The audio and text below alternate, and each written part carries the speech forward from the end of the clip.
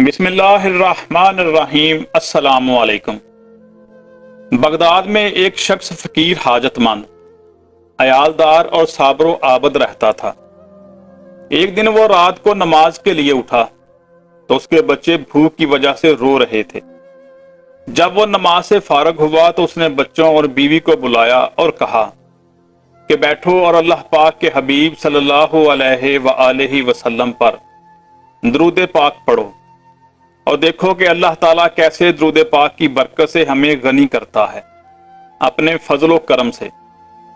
لہٰذا وہ سب بیٹھ گئے اور درود پاک پڑھنا شروع کر دیا۔ درود پاک پڑھتے پڑھتے بچے سو گئے اور اللہ تعالیٰ نے اس مرد صالحہ پر بھی نیند طاری کر دی۔ جب آنکھ سو گئی تو قسمت جاگ اٹھی اور وہ شاہ کونین صلی اللہ علیہ وآلہ وسلم کے دیدار کی دولت سے مشرف ہوا۔ آقا دو جہاں صلی اللہ علیہ وآلہ وسلم نے تسلی دی اور فرمایا، جب اللہ تعالیٰ کے حکم سے صبح ہوگی تو اے پیارے امتی، تجھے فلاں مجوسی کے گھر جانا ہوگا اور اسے میرا سلام کہنا، نیز یہ کہنا کہ تیرے حق میں جو دعا ہے وہ قبول ہو چکی ہے، اور تجھے اللہ پاک کے رسول صلی اللہ علیہ وآلہ وسلم فرماتے ہیں کہ اللہ تعالیٰ کے دیے میں سے مجھے یعنی قاصد کو دے۔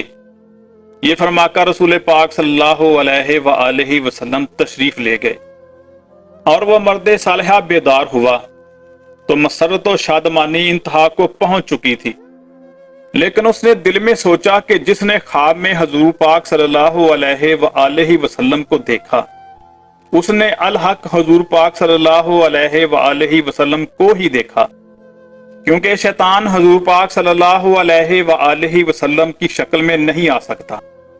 پھر یہ بھی محال ہے کہ حضور پاک صلی اللہ علیہ وآلہ وسلم مجھے ایک آگ کے پجاری مجوسی کی طرف بھیجیں اور پھر اس کو سلام بھی فرمائیں، یہ کیسے ہو سکتا ہے؟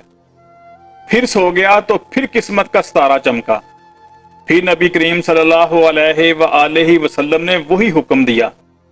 جب صبح ہوئی تو مجوسی کے گھر پوچھتا ہوا پہنچ گیا۔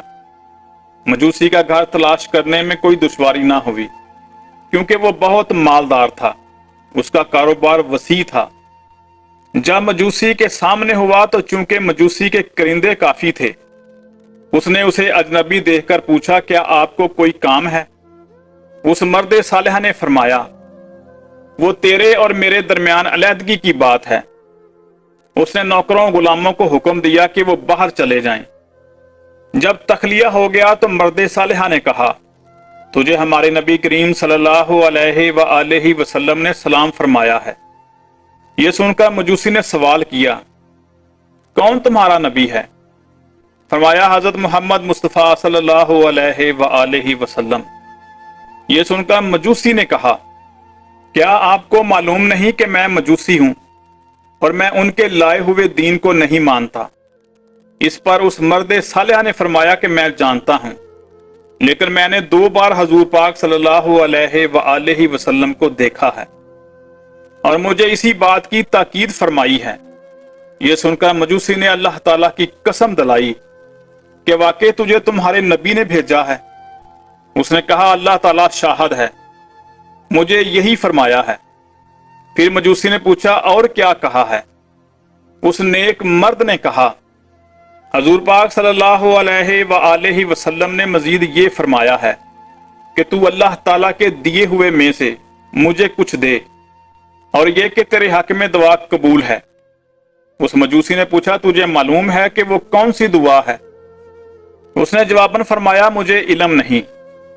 پھر مجوسی نے کہا، میرے ساتھ اندر آ، میں تجھے بتاؤں وہ کون سی دعا ہے۔ جب میں اندر گیا اور بیٹھے تو مجوسی نے کہا، آپ اپنا ہاتھ بڑھائیں تاکہ میں آپ کے ہاتھ پر اسلام قبول کروں۔ اور اس نے ہاتھ پکڑ کر کہا، اشہد ان لا الہ الا اللہ واشہد ان محمد الرسول اللہ۔ اسلام قبول کر لینے کے بعد اس نے اپنے ہم نشینوں کرندوں کو بلایا اور فرمایا، سن لو، میں گمراہی میں تھا، اللہ تعالیٰ نے مجھے ہدایت دی ہے، میں نے ہدایت قبول کر لی اور میں نے تصدیق کی اور میں ایمان لایا ہوں اللہ تعالیٰ پر اور اس کے پیارے نبی محمد مصطفیٰ صلی اللہ علیہ وآلہ وسلم پر۔ لہذا تم میں سے جو ایمان لے آئے تو اس کے پاس جو میرا مال ہے وہ اس پر حلال ہے، اور جو ایمان نہ لائے وہ میرا مال ابھی واپس کر دے، اور آئندہ نہ وہ مجھے دیکھے نہ میں اسے دیکھوں۔ تو چونکہ اس کے مال سے کافی مخلوق تجارت کرتی تھی، اس کے اعلان سے اکثر ان میں سے ایمان لے آئے، اور جو ایمان نہ لائے وہ اس کا مال واپس کر کے چلے گئے۔ پھر اس نے اپنے بیٹے کو بلایا اور فرمایا، بیٹا میں نے اسلام قبول کر لیا ہے، لہذا اگر تو بھی اسلام قبول کر لے تو تو میرا بیٹا اور میں تیرا باپ ہوں، ورنہ آج سے نہ تو میرا بیٹا اور نہ میں تیرا باپ۔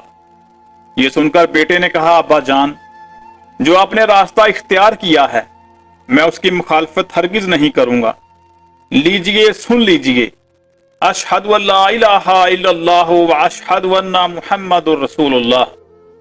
پھر اس نے اپنی بیٹی کو بلایا جو کہ اپنے بھائی کے ساتھ شادی شدہ تھی، اور یہ مجوسیوں کے مذہب کے مطابق تھا۔ اس نے اپنی بیٹی سے بھی وہی کچھ کہا جو اپنے بیٹے سے کہا تھا۔ یہ سن کر بیٹی نے کہا، مجھے قسم ہے خدا کی، میرا شادی کے دن سے آج تک اپنے بھائی کے ساتھ ملاپ نہیں ہوا، بلکہ مجھے سخت نفرت رہی۔ اشہد ان لا الہ الا اللہ واشہد ان محمد رسول اللہ۔ یہ سن کر باپ بہت خوش ہوا۔